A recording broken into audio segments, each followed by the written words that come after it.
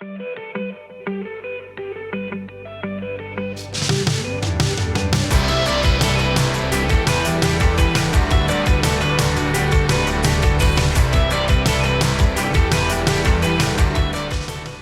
we are today, and we're in week 4 of a series that we've titled Peaks and Valleys.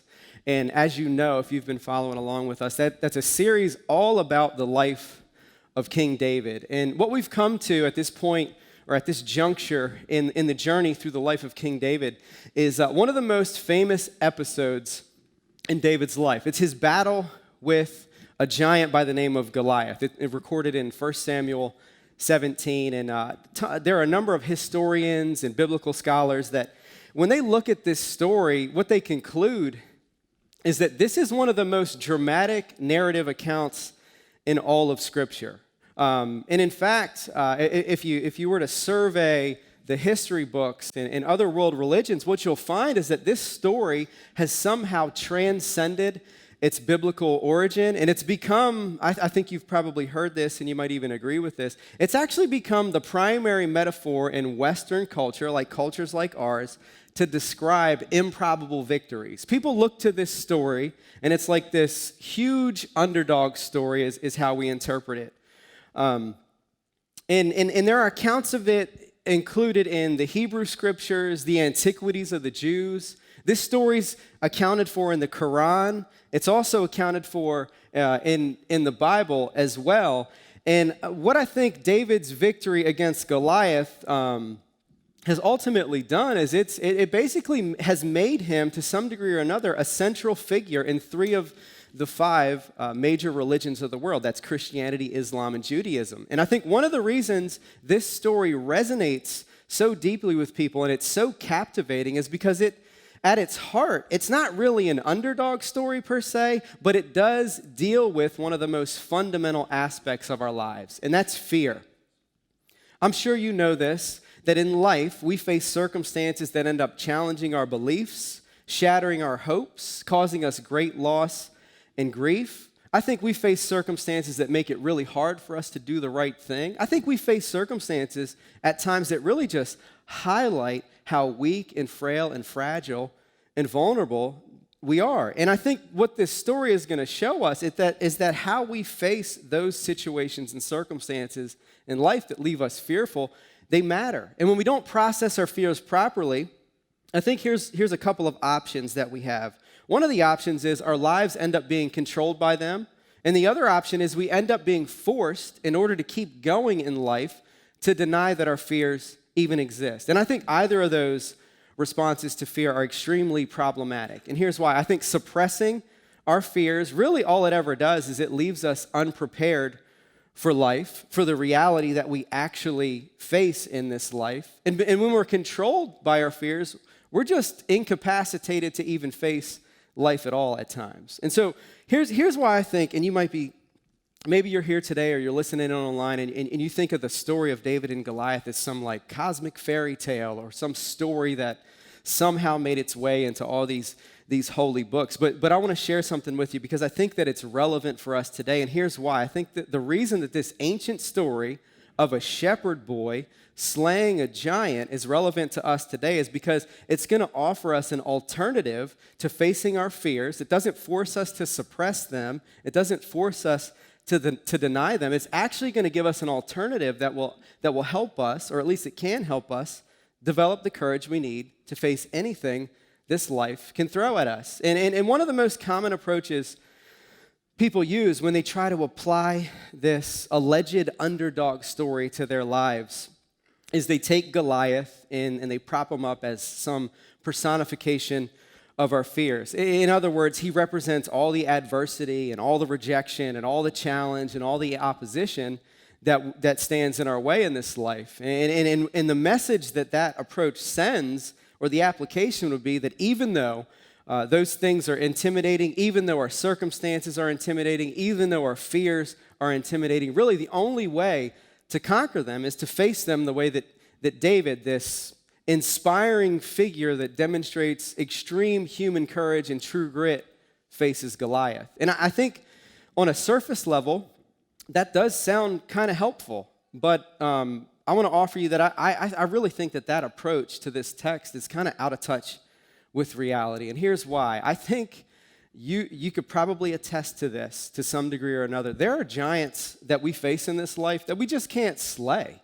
There are situations, losses that we incur that, frankly, we just don't recover from. I turned to earlier this year, my family went through a season of great loss. We lost somebody that has been a part of my life for as long as my life has been a thing, and I've never experienced that kind of loss. And what I can tell you about it is I'm still grieving it, I'm still processing it, and the best way that I can just describe it is when we lost that person that we hold near and dear to our heart, the world changed in an instant, and it's really never going to be the same. And so the point I'm getting at is some of the adversities we face, we might not overcome.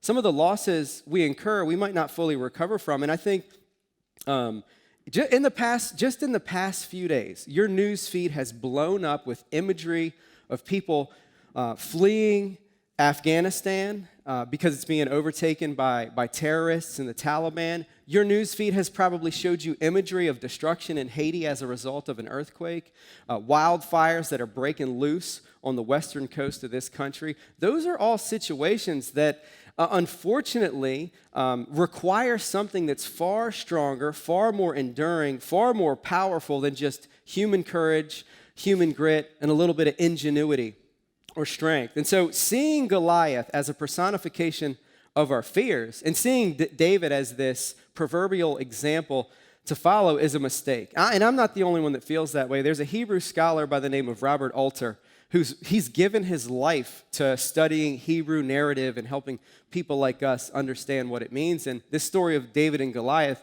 that's what it is. It's Hebrew narrative. And here's what he suggests. He suggests that both David and Goliath offer us ways to deal with our fears. They give us alternative approaches to dealing with our fears. They give us alternative approaches to courage. And what he would offer is that neither of these approaches is really going to make us fearless, but there's only one approach that can actually give us the courage to face our fears without having to deny them or relinquish control of our lives over to them. And so today, we're going to look at this story of David and Goliath, this classic, this ancient story, and we're going to try to answer a question that seems simple, but I think it's pretty profound, and it's this: how can we develop the courage to actually face our fears? And in order to answer that question, what I want to do is show you the two approaches to courage that I see in 1 Samuel chapter 17.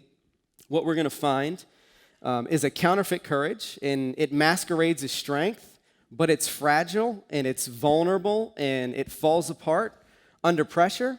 The other approach to courage we're going to see is it's a little difficult to see, actually, because it appears to be weak and fragile, but it's the kind of courage that holds up in the face of our most powerful fears. And then lastly, what I want to do is show you how we can actually access or get the courage we need to face our fears. So here's what's happening in 1 Samuel 17.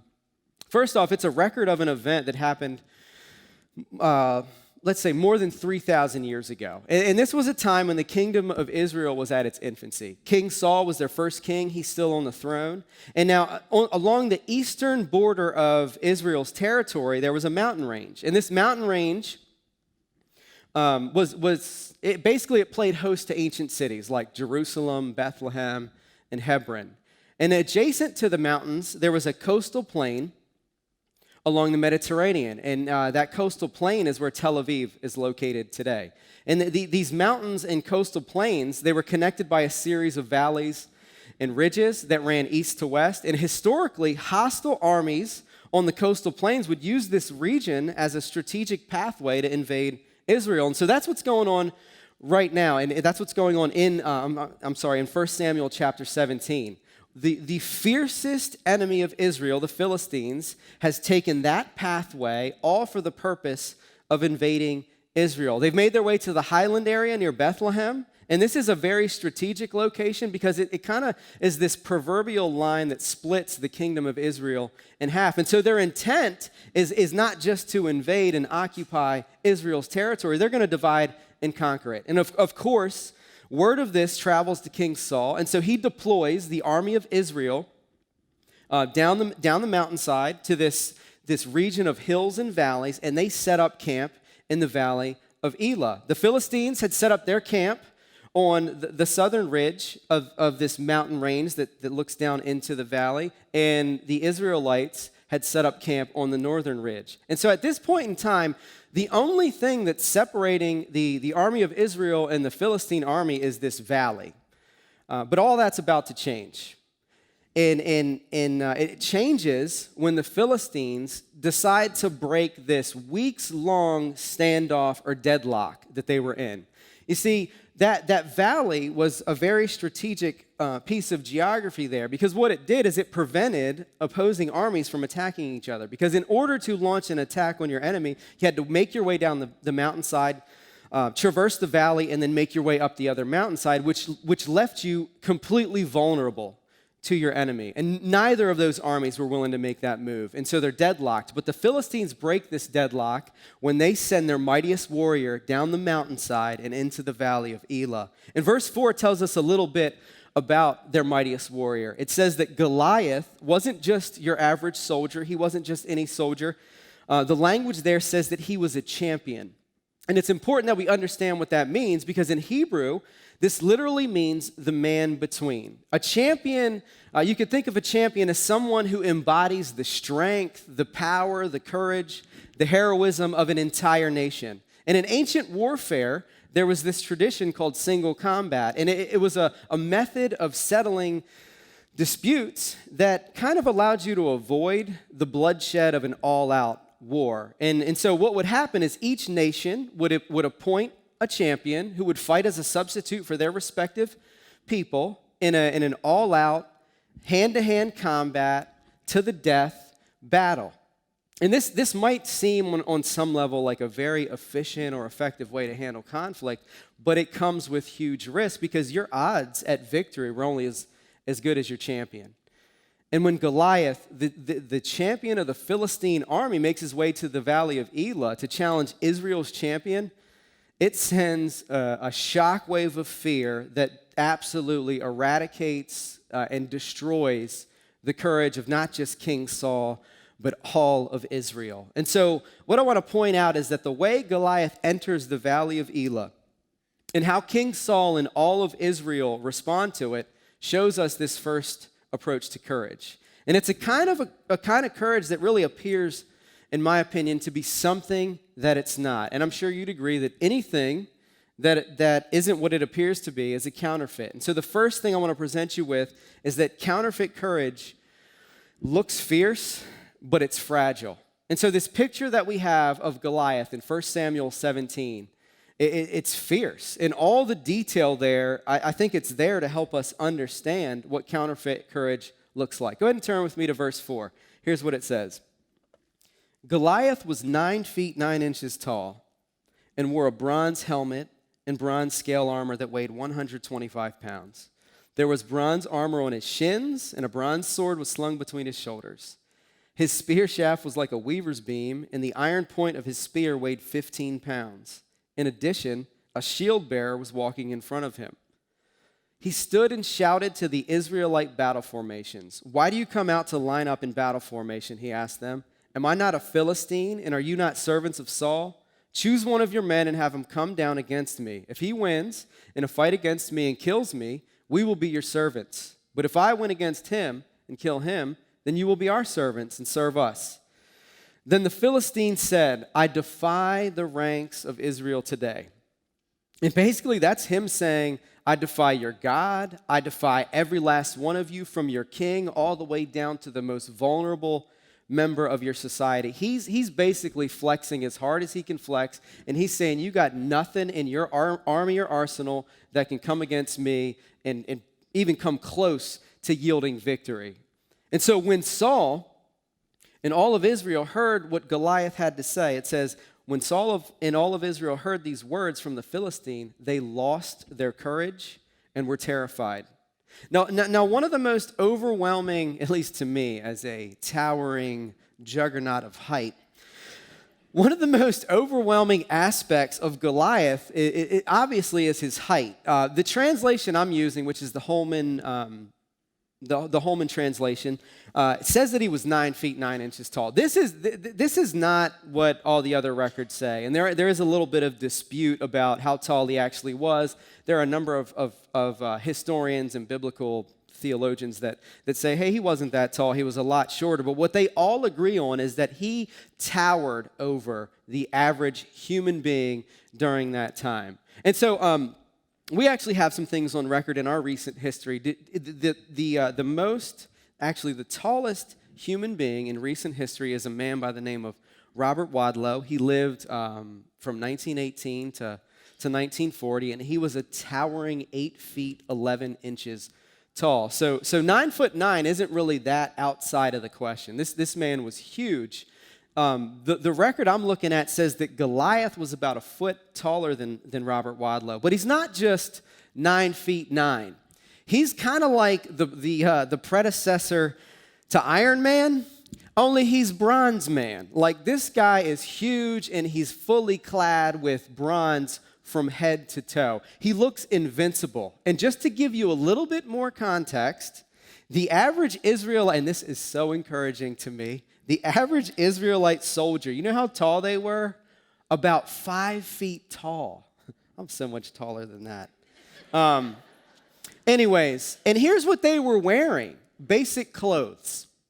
They weren't wearing armor. They were 5 foot tall, wearing basic clothing into battle. And so in the eyes of anyone who had ever seen Goliath, he just looks invincible. He looks unbeatable. And so there's all this detail about Goliath's size and what he's wearing into this battle and all his weaponry and all his armor. And just so we're on the same page, that is something that is highly uncommon in Hebrew narrative. Typically, people writing Hebrew narrative, at least the ones we find in the Bible, don't take the time to describe what their enemies look like or what they were wearing. They make a quick mention of them and then basically talk about how God swiftly eliminated them. But there's a reason for this exceptional attention to detail. You see, Goliath's size and his weaponry show us something about a cultural paradigm when it comes to facing your fear and having courage. Goliath, really what he is he's a hulking monument to the Philistines' beliefs about power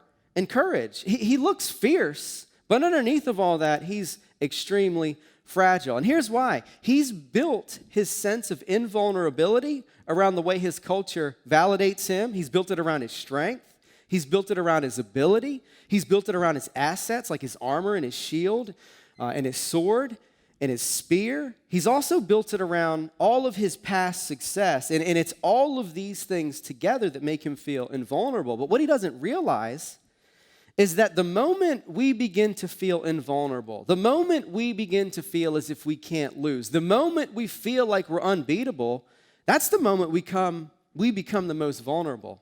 You see, our weaknesses aren't what make us vulnerable. Being blind to them is what makes us vulnerable. Blindness to our vulnerabilities is the most vulnerable place to be, and that's where Goliath is. And this isn't a mindset that's unique to Goliath or ancient cultures. And I'm going to go out on a limb and say you probably don't wake up and like throw on your armor and grab your sword and grab your spear and carry around all this heavy equipment so that you can feel invulnerable. We do it a little differently than that.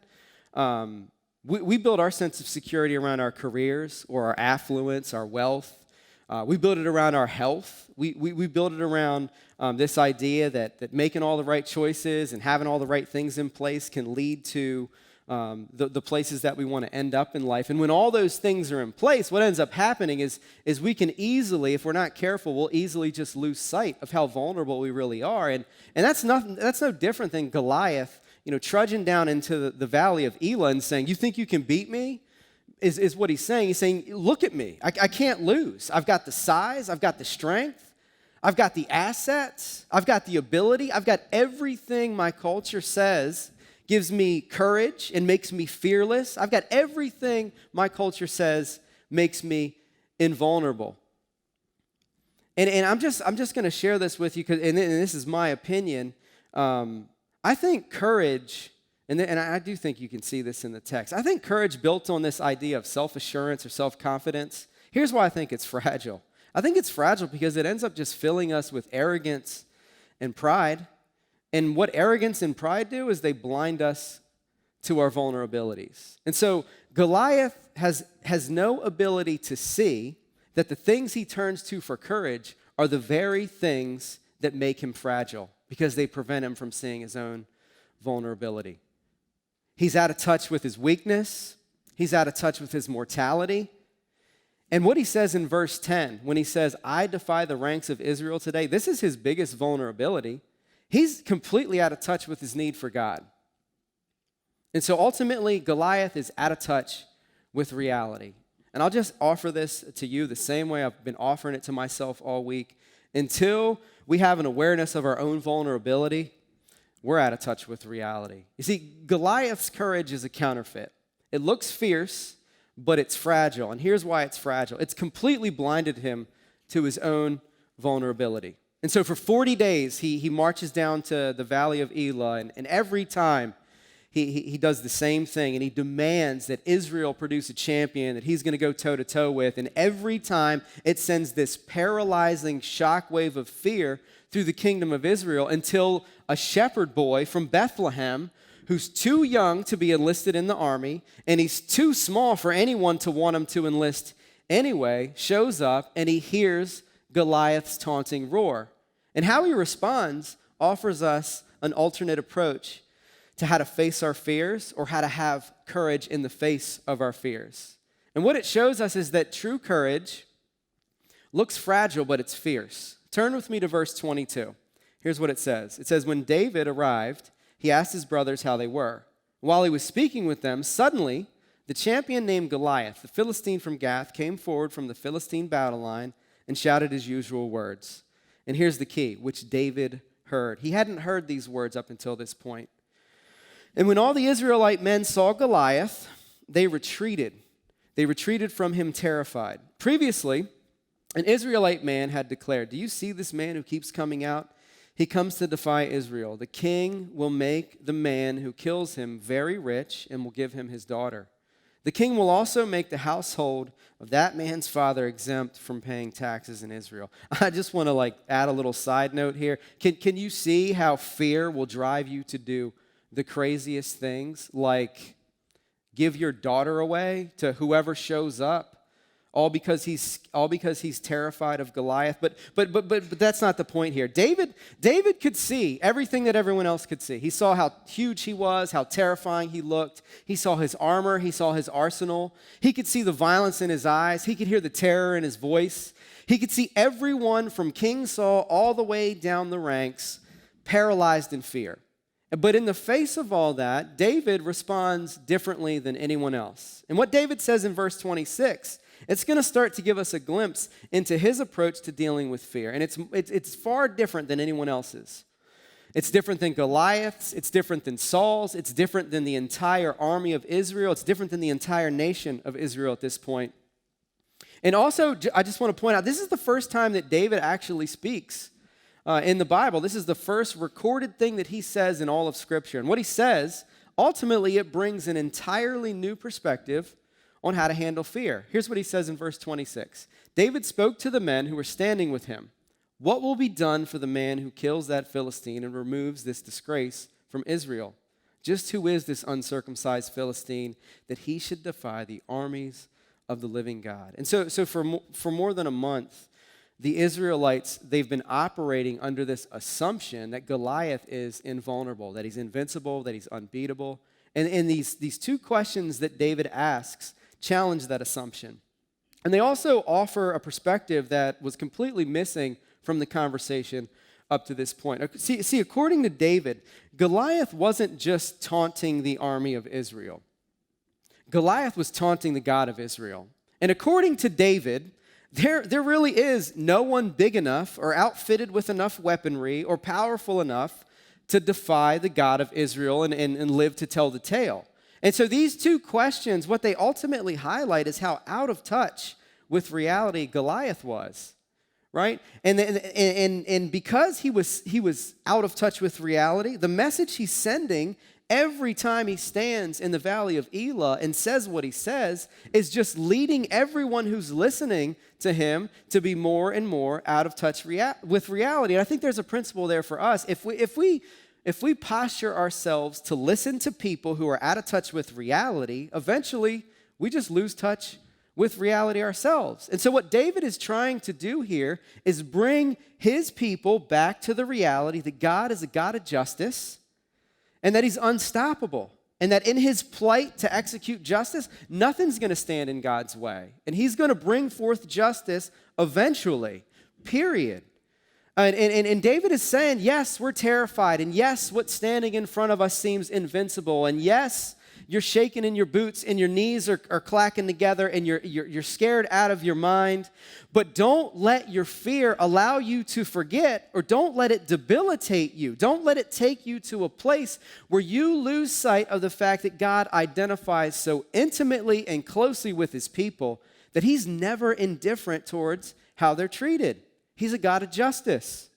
And Goliath's self-confidence and his self-assurance might be intimidating, but that's exactly what makes him vulnerable and fragile, because it's led him to the belief that he somehow outsizes God, that he's outgrown his need for God. And so David is, what he's pointing at and asking these two questions is that the things that gave Goliath a sense of strength are the very things that make him weak. And so Saul catches wind of this conversation David's having, and he sends for him. And in verse 2, we hear what David says to Saul. He says, "Don't let anyone be discouraged by Goliath." And I think on a surface level, this sounds a lot like youthful idealism.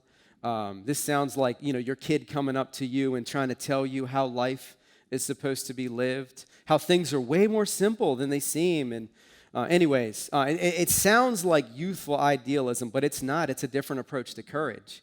David's not operating from a place of self-assurance or self-confidence. And what he's not doing is suppressing his fears by turning his eyes away from him. And he's not saying to Saul, hey, your fear's irrational, just get over it and move on and face the giants in your life.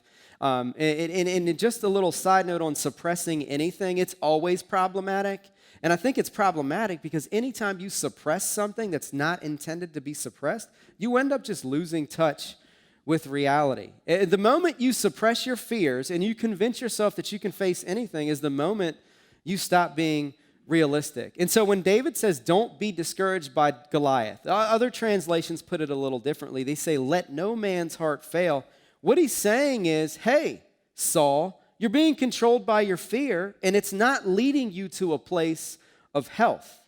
Being controlled by our fears ends up preventing us from doing the right thing, from addressing the things in our lives that we know we need to address. It prevents us from confronting the things that we know we need to confront. It prevents us from facing the things that we actually need to face. And I get it, and David got it too. I know that some of the things that we need to face in our own lives are terrifying. And the reason they're so terrifying is because they expose our weaknesses and make us feel so vulnerable. But true courage, here's what it doesn't do. It doesn't make you feel invulnerable. What it does is it allows you to fully embrace your vulnerability. And this is nothing like, I feel like there's a faith over fear cliche that's kind of moving through our culture. This is nothing like that. Faith isn't the absence of fear. Faith is a mechanism that when you let it, God can use it to move you to deeper levels of faith. And just so we're clear on how I see this, there's no amount of faith that will eliminate fear in our lives. And if you want a case study for that, you can look at the life of Jesus. His life is a perfect case study for this. He's the most faithful person to ever live, and he experiences intense fear. Look, he's the author and perfecter of our faith, is what the Bible calls him, yet he experiences a fear that he cannot shake, a fear that's tangible, a fear that in the Garden of Gethsemane has him sweating bullets. Right? Some of the things that he faced were terrible, and they made him fearful, but what he never did is allow fear to have the final say in his life. And that's where true courage is found. Look, we need fear in our lives. At least I do, and here's why. When I lose touch with my fears, I lose touch with reality. And when that ends up happening, I take risks I shouldn't take. I make decisions I regret, and I end up trying to find a sense of invulnerability or security in things that eventually just fall apart. Maybe you can relate to that. And but the point that I'm driving at here is, and this is what I think David is saying to Saul, he's saying, don't let fear have the ultimate say in your life. Confronting your fears can make you feel weak and vulnerable, it can make you feel exposed, but if you allow them to drive you to a deeper dependence on God, you can develop the courage to face anything. And here's what David says next. He says, I will go and fight this Philistine. And the response he gets, here's what Saul says in response. You can't go fight this Philistine. You're just a youth, and he's been a warrior since he was young. And all this is another way of saying you don't fit the cultural narrative. You don't fit the mold. You don't embody what constitutes power or strength or courage. You're not the hero we need. And Saul here is listing David's vulnerabilities. He's listing his age and his lack of experience, as if David somehow had missed that message from his dad and everyone else in his family. Like, that's a message he had heard for the entirety of his life. And so it's not a new message to David. And so when David responds on a surface level, it almost sounds like he's trying to justify himself. Because what he does is he lists his credentials. And he talks about how he's literally slayed lions and bears, which is absolutely crazy to me that David, this youngster from Bethlehem, this shepherd boy, had a track record of felling bears and lions. And now he's talking about it, and it seems like he's just using it the same way we use all the cool stories in our lives to justify ourselves, to make ourselves feel significant. But that's not what he's doing. He's not leaning on past success to predict future success. And here's why. That's such a dangerous game to play, is it not? Especially in a death match. Like, he's signing up for a death match. We get that, right? So, like, his resume really doesn't matter, because here's the only prerequisite you need to sign up for a death match. You have to be alive. Like, that's it. And willing to do something crazy. And so there was no real benefit in David signing up for this or presenting his resume. And the problem with a death match is the next loss is it only takes one, and it's always your last loss when it comes to single combat. And so his resume doesn't really mean a whole lot, even if he thought it did. But David he's not resting his hope on his resume or his past experience. When he says, the Lord who rescued me, and this is in verse 37, from the paw of the lion and the paw of the bear will rescue me from the hand of this Philistine. David is simply pointing to God's past faithfulness, and he's saying, God is just as alive now as he was then. He's just as faithful now as he was then. And if we follow him into the valley of our fears, he'll faithfully give us the courage to face them. Look, David's courage is not based on skill or audacity. It's based on God's faithfulness. And ultimately what David is trying to get across is, if I win this battle, so if David wins this battle, it won't be because of his true grit. It'll be because he knows the true God. And so after hearing David out, Saul makes what, this literally in my mind could be the biggest military gamble in the history of warfare. He accepts David's offer, right? So he like ostracizes him and talks about how weak and frail he is. And then he's like, oh, okay, cool, go for it.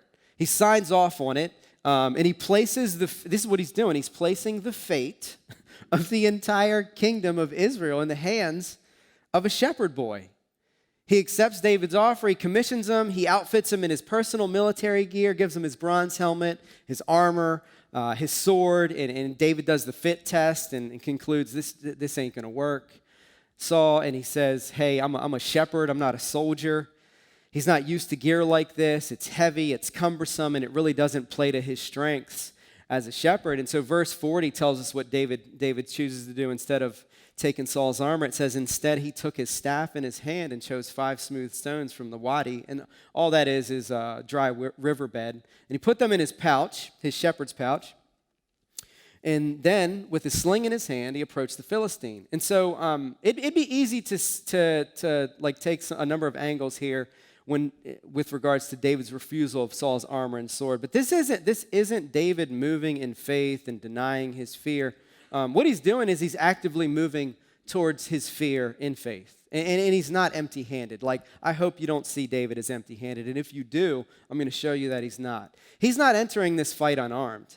What he's doing is he's offering us a radical alternative, and he's challenging our assumptions about courage and how to face our fears. So instead of bringing the weapons of the world to this fight, he chooses the tools of a shepherd. He's got a shepherd's crook, he's got a sling, and he's got some stones. David chooses the tools of a shepherd. Now Goliath, is wielding the weapons of a warrior. And in ancient warfare, I think this is important for us to consider. In ancient warfare, there were three kinds of warriors. You had cavalrymen who rode around on horseback, or they were in horse-drawn chariots. You also had heavy infantrymen. These were foot soldiers. They typically have swords and shields, and their whole battle motif or MO was hand-to-hand combat.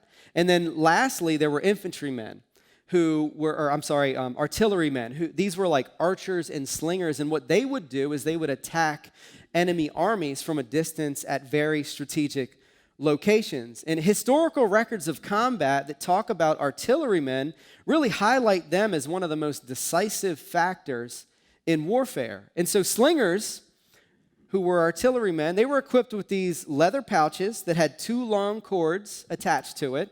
And this is the weapon David has. It's a sling. And they'd put a projectile in it, just like the stones that David gathered, and they'd whirl it around, kind of like this, which I feel weird doing. And they'd let it go with one hand, and they'd hurl these projectiles toward their target. They could hurl these things at speeds of up to 150 miles per hour. I played college baseball, and I think the fastest projectile I ever saw was traveling at about 95 miles per hour. This is far faster than that. And not only did they hurl them fast, they could hit a target with deadly accuracy at up to 200 yards. And so although David's not formally trained, he's a slinger, and he's equipped with a sling. And what we need to understand here is this isn't the same as a slingshot. This isn't the toy that you had as a kid that you tried to shoot the neighbor's cat with. This is a deadly weapon. And so David has this faith in an incredible God, but he's entering this fight with an incredibly devastating weapon, and he knows how to use it. He's not an inexperienced shepherd boy. He's not the inexperienced shepherd boy that he seems to be. He's equipped with the true courage that it appears to be fragile, but it's fierce enough to allow him to face anything. Go ahead and pick up with me in verse 41. And this is where this idea of counterfeit courage, it's where the courage of Goliath comes head to head with the true courage of David, and these types of courage collide. And here's what it says in verse 41. The Philistine came closer and closer to David with the shield bearer in front of him. When the Philistine looked and saw David, he despised him because he was just a youth, healthy and handsome. I think that's so funny. I don't know why I think that's funny, but I think that sounds funny reading it. He's despising him because he's young and he's good looking. I think that says a whole lot about Goliath. My man had to be as ugly as they come. At any rate, here's what he says to David. Am I a dog that you come against me with sticks? Then he cursed David by his gods. Come here, the Philistine called to David, and I'll give your flesh to the birds of the sky and the wild beasts. Now when David made his way down the mountainside to approach Goliath, he's armed with a weapon that's capable of delivering a fatal blow at a great distance. What we know about Goliath is he's an experienced warrior. He would have known this. He's no foreigner to artillerymen. He's no foreigner to archers and slingers. He would have known that David was wielding a deadly weapon. The problem is he was so blinded to his vulnerability, he couldn't see the possibility of defeat. And so if the courage you and I have, if the courage we have is coming from a place of fearlessness like it was for Goliath, if we're facing challenging circumstances and we're fearless because of our self-confidence or our self-assurance, I just want to say we're not operating with courage in those scenarios. That might be some psychological state that we've worked ourselves into, but it's not courage. It's a counterfeit that really only ever causes you to lose touch with reality, just like Goliath had. And so Goliath blinded by overconfidence, he starts attacking David psychologically. And here's what he ends up taunting his weapons, tells him, why are you bringing a stick to a sword fight, basically. He curses his God, curses his whole entire nation, and then he threatens to kill David and dishonor his corpse and deny him an honorable burial. That's exactly what he says to David. And none of this daunts David. So undaunted, David shows up, and basically what he's showing us is he's not entering this battle with any degree of ignorance whatsoever. He's not operating with a false sense of courage. He's fully aware of what he's up against. He's fully aware of his own vulnerability. He's aware of Goliath's arsenal and how deadly it is. But more importantly, he's fully aware of the most powerful weapon in his arsenal, the power and presence of the living God. Listen to what David says. This highlights how aware he is of the situation that he's getting into. He says, you come against me with a dagger, spear, and sword, but I come against you in the name of Yahweh of hosts, the God of Israel's armies. You have defiled him. Today the Lord will hand you over to me. Today I'll strike you down, cut your head off, and give the corpses of the Philistine camp to the birds of the sky and the creatures of the earth. Then all the world will know that Israel has a God, and this whole assembly will know that it is not by sword or by spear that the Lord saves, for the battle is the Lord's. He will hand you over to us. So for David, this isn't just a battle. This isn't just, a 1v1 fight to the death match. There's a deeper purpose at work, and the deeper purpose at work, according to David, is the divine justice of God. See, Goliath had defied the God of Israel, and he's a God who identifies so intimately with his people that he's never indifferent toward how his people are treated. And when David says all the world will know that Israel has a God, and when he says that the battle is the Lord's, he's showing us that Goliath isn't going to die in vain. This isn't some show that's being put on to prove one degree of strength over another. The Goliath isn't going to die in vain. Instead, his death is going to reveal God's power and reality to people all over the world. Victory over the injustice of Goliath would mean justice for people everywhere. And that victory isn't David's, it's God's. Now, when Goliath makes his move to attack David, he looks fierce, but he's fragile. He's outfitted with advanced weaponry, but he only has one play, crushing his enemies in hand-to-hand combat. This is how he wins. This is how he validates his strength. This is how he feels significant. And this is actually what makes him most vulnerable. See, everyone was expecting David to enter this fight with Goliath in hand-to-hand combat mode, in close range. But David isn't a soldier, he's a shepherd. He had no intent of engaging in hand-to-hand combat. And also, he's not operating from some obtuse need to prove anything. What he's doing is he's protecting God's people the same way he was protecting his flock against lions and bears. And the moment he sensed any degree of threat from Goliath, he responded in a way that caught everyone absolutely off guard. You see, Goliath's courage allowed him to see David's vulnerabilities, but it blinded him to his own. And that's what made him so weak, and that's what made him so fragile. You see, true courage doesn't blind you to your vulnerabilities. It actually helps you see them so clearly that you can begin to deal with your vulnerabilities. And see, it's David's courage that made him fully aware of his vulnerability. He knew he didn't stand a chance in hand-to-hand combat against Goliath, but he also knew that Goliath didn't stand a chance against his sling, his stone, and his God. Pick up with me in verse 49. It says that David put his hand in the bag, took out a stone, slung it, and hit the Philistine on his forehead. The stone sank into his forehead, and he fell on his face to the ground. David defeated the Philistine with a sling and a stone. And then it says, even though David had no sword, he struck down the Philistine and killed him. This to me is kind of like the equivalent of a heavyweight bout that's about to happen. It's like months out. That's the standoff. There's all kinds of hype. There's all kinds of energy around it. And then the guy gets TKO'd in the first 10 seconds of the fight. That's literally what happens here. And so David's victory over Goliath, what it does is it absolutely flips the script. The terror that paralyzed the Israelites is gone. It's completely evaporated. The Philistine army has fled in fear. They're champion. Everything that they looked to for strength, for significance, for courage, to deal with their fears was dead, and it sent their entire nation into a panic. And so what's really evident in this story is that how we approach our fears matters. And I think what's also evident is that self-assurance and self-confidence, really, they're just terrible counterfeits for true courage.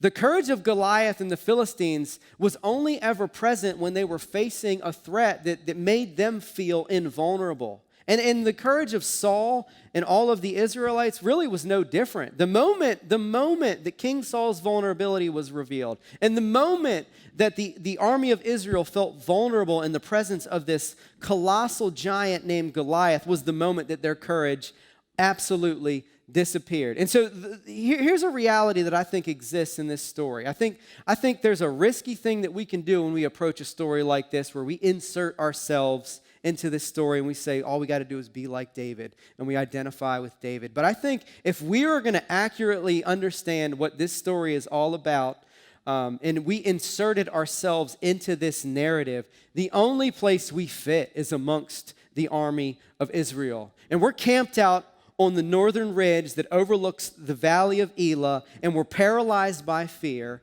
and we know there's nothing that we can do about it, and we know that our lives demand a champion, a substitute, a savior that's going to enter the valley and face this enemy that we are powerless to defeat. You see, when David faced Goliath, he wasn't acting as an example for us to emulate. He was fighting as a champion, a man between. He was literally the legal representation of the entire nation of Israel. And here's what that meant. If he won, the entire nation of Israel won. If he lost, the entire nation of Israel lost. And so David is not fighting for them. He's literally fighting as them. And it's also important to note that he's not fighting from a place of strength and self-confidence and self-assurance. He's actually fighting from a place of weakness. And understanding this, I think, is the key to understanding how to find the courage to face anything. You see, David's courage came from his weakness and his vulnerability, not his strength and his self-assurance. From the start, he's the youngest of 8 sons. He's the run of the family. He's the brunt of all the ridicule. His own father doesn't even think that he's going to amount to anything. And what no one knew is that God was working through all that rejection and all that ridicule. And it was because he was so young, and it was because he was so weak, it was because he didn't fit the expectations of his family or the expectations of his culture, that he learns as a shepherd boy all the things that he would need to know in order to be king. He learns how to use a sling. He learns how to protect his flock from predators. He learns how to understand and embrace his vulnerabilities instead of being controlled by them or being forced to deny them. And it's through his weakness that he saves the people of Israel. David's not an example for us to emulate. David's life is evidence for how God deals with our fears. David's life shows us, at least this is what I think it shows us that God doesn't give fearful people an example to follow. He gives them a hero, a champion, a substitute, a savior. And if we fast forward from this story all the way to Hebrews 11 and 12, there's a place where the writer includes the names of all these alleged heroes of the faith, people that we would point to and rightly call heroes of the faith, people like Noah and Abraham and Moses and Joseph and Jacob, people like Rahab and people like David. And he says, remember how they had the courage to face things like oppression and enslavement and abandonment and exile and terrible loss and imprisonment and rejection and some of the worst atrocities that we could imagine. The writer of Hebrews says, remember their courage, but keep your eyes fixed on Jesus, the author and perfecter of our faith. And the Greek word there for author Here's what it is. It's archaeagos. And here's what it means. It means the champion, not a champion, the champion. And so I want to explain to you, I want to help you understand what that means as we wrap up today and as the worship team comes back up today. And so what all this really means is that David is not an example for us to emulate. David is his life serves as evidence for us to look at, but what we're called to do is keep our eyes fixed on Jesus, the champion. Fixing your eyes on Jesus is how you can have the courage to face absolutely anything. You see, David entered the valley of Elah, and he risked his life to save his people from physical death. But Jesus entered the valley of the shadow of death, and he took the punishment of death that we deserved to rescue us from eternal death. He laid down his life, he was tortured, he was executed, and through weakness, he actually defeated our greatest enemy and confronted our ultimate fear.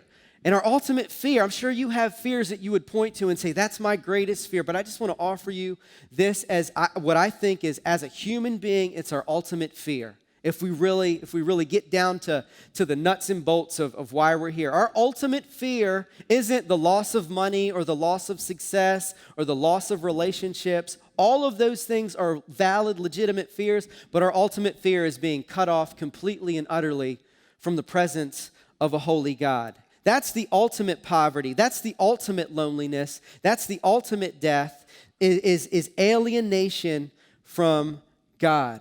And on the cross, here's what Jesus endured. He endured our ultimate fear so that anyone who trusts him can be freed from all fear. You see, true courage is not the absence of fear. It's the assurance that if we abide in Jesus, our deepest fears are completely resolved. And the degree to which we can see Jesus taking the punishment we deserve and enduring ultimate rejection and ultimate loss and ultimate death and ultimate fear is the degree to which we will have the courage to face our fears. I mentioned earlier that our news feeds kind of blew up with a number of things this past week. News of things that are unfolding in Afghanistan, wildfires in California, earthquakes in Haiti, a resurgence of COVID, where in some cases there are hospitals that are literally running out of their oxygen supply, and they're not sure how they're going to care for the people that they have already in-house, and they're not sure how to create space for future patients that are going to need a bed to get well on. And so there's all those things that are unfolding, big picture and globally, and maybe they don't impact us personally, but there are people also at our church that are facing some of the most challenging, most fearful circumstances and situations. And so what I just want to invite you to do is see David as an example, but fix your eyes on Jesus. And there's one thing that I want to offer you before I step down from this stage today, and it's written in Isaiah 40. It's verses 28 through 31. And here's what it says. And I want you to just let this sink in. Allow this to impact you. Allow this to become a reality, or ask God to make this a reality in your life. Here's what it says. It says, "Have you not known? Have you not heard? The Lord is the everlasting God, the creator of the ends of the earth." What that really means is there's nothing outside of his scope or his gaze. He does not faint or grow weary. His understanding is unsearchable. He's capable of doing the unthinkable, the unfathomable in the face of troubling circumstances. He gives power to the faint, and to him who has no might, he increases strength. Even youth shall faint and be weary, and young men shall fall exhausted, but they who wait for the Lord shall renew their strength. They shall mount up with wings like eagles. They shall run and not be weary. They shall walk and not be faint. I don't know what you're facing personally. I don't know what you're fearful of personally. I don't know what has grabbed your attention personally. But what I do know, based on the life of David and based on what we see in Isaiah chapter 40, is that there is a God who is utterly committed to you. He's so intimately connected to you that he is not indifferent to your fears. He's not indifferent to the way that you're treated. And if you let him, he will take your fears and translate them to a deeper level of faith, one that you haven't even imagined. Let me go ahead and pray for us. God, we just want to be people that actually believe what you've told us. We want to be people who are convinced that you don't faint and you don't grow weary, not in the face of the most troubling circumstances. We want to be people who believe that your understanding is unsearchable, and we want to be people who don't just believe that you give power to the faint. We're faint, God, and we need your power, and we're asking you to give it to us. We're asking you, as people who lack might, that you would increase our strength. God, that you would give us everything that we need to face the fears that we're encountering in our lives. And God, that we would do it in a way that shows the world that there is a God of heaven. He's alive, he's well, and he's capable of doing anything. In your holy name, amen.